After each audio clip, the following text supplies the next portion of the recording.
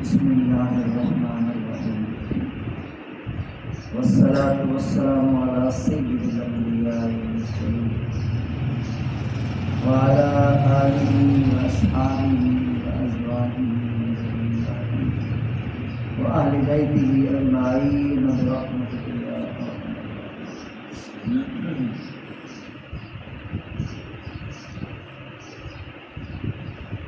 قابل صدر احترام بزرگوں بھائیو عزیز،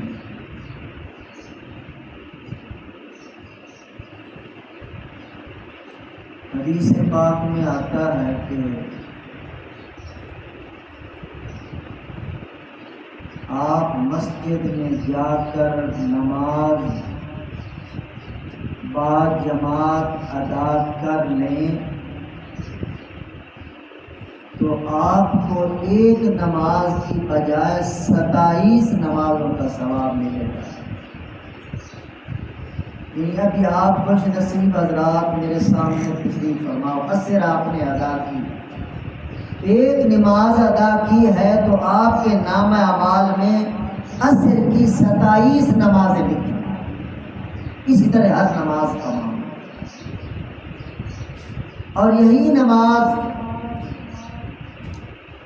اگر بیت المقدس میں جا کے ادا کریں، وہاں ایک نماز ادا کرنے پر 1000 نمازوں کا ثواب اللہ پاک عطا فرمائے. اور یہی نماز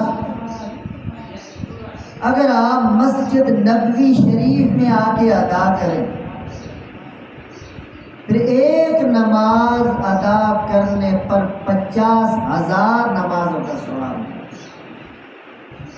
یہی نماز آپ آگے مکہ مکرمہ چلے جائیں، حرم پاک میں تشریف لے جائیں، حرم شریف میں مکہ مکرمہ کی دھرتی پر کعبۃ اللہ شریف کے پاس اگر یہی نماز پڑھے تو 1,00,000 نمازوں کا ثواب ہے. اگلی بات سنیے، 1,00,000 نمازوں کا ثواب لینے والے حجاج کرام کو 8 ذی الحجہ کو آرڈر دیا جاتا ہے، حکم دیا جاتا ہے کہ کعبے کو چھوڑ دو، حرم پاک کو چھوڑ دو، مسجد حرام چھوڑ دو، صفا مروہ چھوڑ دو، آب زمزم کا مقام چھوڑ دو، مقام ابراہیم چھوڑ دو، حتیم چھوڑ دو، حجر اسود چھوڑ دو، کعبے کے پھیرے چکر طواف چھوڑ دو، عرفات میں تمہاری حاضری لگی. اور سوال پیدا ہوتا ہے، 1,00,000 نمازوں کا ثواب یہاں حرم پاک میں بیت اللہ شریف کے پاس مل رہا تھا، تو اللہ نے حکم دے دیا اب اس 1,00,000 نمازوں کا ثواب چھوڑ کر مینا میں جاؤ، مزدلفہ میں جاؤ، عرفات میں جاؤ. عرفات میں کیا ہے؟ حاجی حضرات بیٹھے ہو، آج پورا میدان عرفات رونقوں سے سجا دھجا ہوا ہے. آج سے پہلے، آج کے بعد وہاں جنگل ہے، درندے ہیں، سانپ پھرتے ہیں، گیدڑ پھرتے ہیں، جنگلی جانور گھومتے ہیں، مگر اللہ پاک نے آج وہاں 9 ذی الحجہ ہے، آج تمام حاجی عرفات کے میدان میں کھڑے ہیں. 20 لاکھ سے زائد کی تعداد میدان عرفات کے اندر 2 چادروں میں لپٹے ہوئے ننگے سر لبیک لبیک کے ترانے پڑھتے ہوئے عرفات کے میدان میں کھڑے ہیں. اگر کوئی بندہ سوچے کہ میں تو عرفات میں نہیں جاؤں گا، میں تو مزدلفہ نہیں جاؤں گا، میں تو مینا نہیں جاؤں گا، میں تو یہاں جو 1,00,000 نمازوں کا ثواب ہے میں تو یہیں پہ رہوں گا. میرے محترم دوستو، کیا اسے 1,00,000 نمازوں کا ثواب ملے گا؟ کبھی نہیں ملے. جس نے دینا ہے ثواب اس کا آرڈر ہے کعبہ چھوڑ دو۔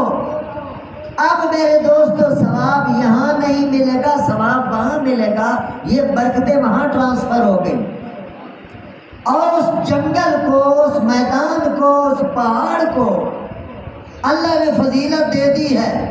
حدیث پاک میں آتا ہے کہ کوئی بندہ درختوں کے پتوں کی تعداد کے برابر گناہ لے کے آئے، کوئی بندہ ریت کے ذرات کے برابر گناہ لے کے آئے، کوئی بندہ بارش کے قطرات کے برابر گناہ لے کے آئے، اور میدان عرفات کو میں نے آج عزت فضیلت دے دی ہے، عرفات میں کھڑا ہو کر میری طرف متوجہ ہو کر کہے یا اللہ مجھے معاف کی فے پہ نہیں پہنچے گا، پہلے اس کے سارے گناہ ڈیلیٹ ہو جائیں۔ اللہ نے اس سے بات سمجھ میں آتی ہے، فضیلت وہاں جائے گی جہاں اللہ کا آرڈر ہوگا۔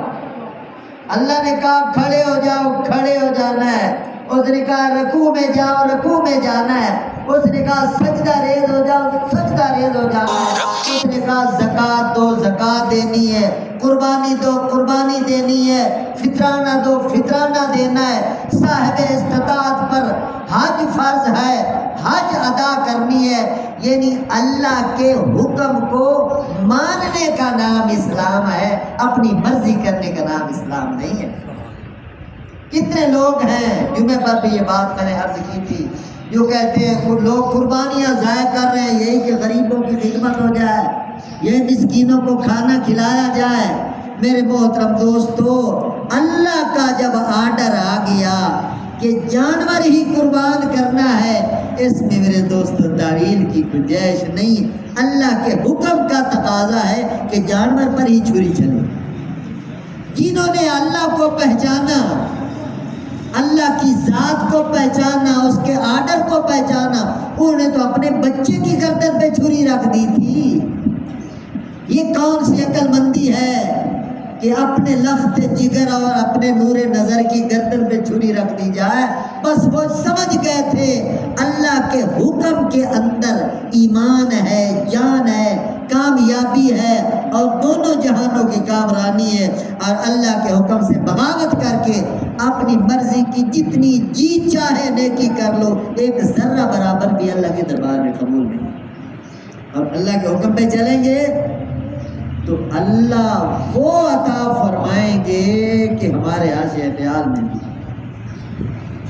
اب آب زمزم خوش نصیب حاجی حضرات وہاں پی رہے ہوں گے، زمزم تو ماشاءاللہ ہر جگہ انہوں نے پہنچا دیا۔ عرفات کے میدان میں بھی زمزم چل رہا ہے، وہ مینا میں بھی چل رہا ہے، مزدلفہ میں بھی چل رہا ہے، پورے مکے میں چل رہا ہے۔ حاجی حضرات جہاز بھر بھر کے لا رہے اپنے ملک، وہ ختم ہی نہیں ہو رہا میرے محترم دوستو۔ زمزم کیا بات ہے، اتنا پانی ہے، اور زمزم کہاں سے نکلا ہے؟ اس سنگلاخ چٹانوں کے بیچ میں سے جہاں پانی کا نام و نشان تک نہ تھا۔ آج سائنس کا دور ہے، جدید سائنس نے ریسرچ کی ہے، تحقیق کی ہے، گہرائیوں میں اپنی مشینوں کو گھما دیا ہے، ان کو سمجھ میں بات نہیں آ رہی کہ پانی کا لنک کدھر ہے۔ وہ سوچ رہے شاید نہر زبیدہ کے ساتھ اس کا لنک ہے، شاید سمندر کے ساتھ اس کا لنک ہے، شاید اس کے سوتے کسی بہت بڑے چشم، نہیں، ان کی مشینیں فیل ہو گئیں، بس اللہ کے آرڈر سے وہ چل رہا ہے۔ اللہ کے ارد گرد پانی نہیں ہے، اور وہاں جب حرم پاک میں مشین چلتی ہے 24 گھنٹے میرے دوست زمزم چل رہا ہے۔ یہ ہے اللہ کی قدرت۔ اصل بات جو عرض کرنا چاہتا ہوں، اللہ کی ذات کو پہچانا جائے۔ 4000 سال گزر گئے، زمزم چل رہا ہے۔ سیدنا اسماعیل علیہ السلام کی ایڑیوں سے نکلنے والا پانی 4000 سال گزر گئے، کتنے لاکھوں کروڑوں اربوں لوگ سیراب ہو چکے ہیں، اور آگے پتہ نہیں کتنے لوگ خوش نصیب سیراب ہوں گے، مگر ختم ہونے کا نام نہیں لے رہا۔ یہ ہے اللہ کا خزانہ۔ میرے محترم دوستو، گندم کا ایک دانہ آپ اپنے ہاتھ میں رکھیں، سمجھا رہا ہوں اللہ کی قدرت، اور اس میں تھوڑا سا غور کریں، گندم کے ایک دانے کے اندر پوری دنیا کو اناج پہنچانے کی صلاحیت موجود ہے۔ یہ تو آپ دیکھ چکے ہیں، دانہ زمین میں ڈالا جائے، ایک دانے پر 7 کونپلیں نکلتی ہیں، 7 سٹیاں نکلتی ہیں، اور ایک ایک سٹی کے اندر 100 دانہ، تو 700 دانے ایک دانے کے اوپر۔ اس کی کھیتی باڑی کرتے چلے جائیں، ذرا خیالات کو بلند کر کے سوچیں، ابھی بات سمجھ میں آتی ہے۔ ایک دانے کے اندر یہ صلاحیت موجود ہے کہ 8 ارب لوگوں کا اناج کا بندوبست ایک دانے سے کر دیا گیا۔ ایک چنے کا دانہ، اس میں صلاحیت ہے 8 ارب لوگوں کو چنے پہنچا دیے جائیں، ان کو چنے کی خوراک پہنچا دی جائے۔ اس طرح مکائی کے ایک دانے کے، یہ میں مثال عرض کر رہا ہوں، آم کے ایک گٹھلی کے اندر یہ صلاحیت ہے کہ پوری دنیا کے اندر اللہ آم تقسیم فرما۔ تو سمجھو اللہ کی قدرت کو، اللہ کی ذات کو، اللہ دینا چاہتے ہیں، اور بندہ بس غیب پر ایمان رکھ کے، یقین کر کے مانگتا چلا جائے، استغفار کرتا چلا جائے۔ زندگی میرے دوست رکی ہوئی نہیں، بڑی تیزی کے ساتھ دوڑتی چلی جا رہی، دوڑ ایک دفعہ ایک ٹائم آنے والا ہے، اینڈ ہونے والا ہے، میرا بھی، آپ سب کا بھی، پوری دنیا کا بھی، اور اس کے بعد پھر اللہ پاک اس کے نظارے دکھانے والا۔ آج جو تم نے کہا نا اللہ اکبر اللہ اکبر، لا الہ الا اللہ واللہ اکبر، اللہ اکبر وللہ الحمد، اس کے ثمرات آنے والے ہیں۔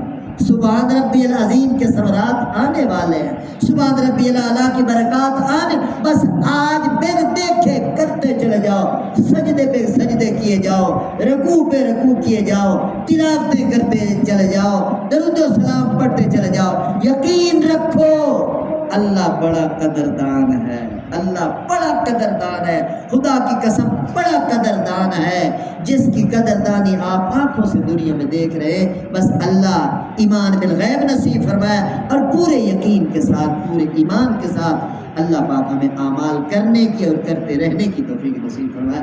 وما علینا الا البلاغ، الحمدللہ رب العالمین، والعاقبۃ للمتقین، والصلاۃ والسلام علی سید الانبیاء والمرسلین۔ اللهم اغفر لنا وللمؤمنين والمؤمنات والمسلمين والمسلمات الأحياء منهم والأموات من الجنة والناس أجمعين إنك سميع قريب مجيب الدعوات رب ارحمهما كما ربياني صغيرا صلى الله تعالى على حبيبه وخير خلقه سيدنا محمد وآله وصحبه أجمعين برحمته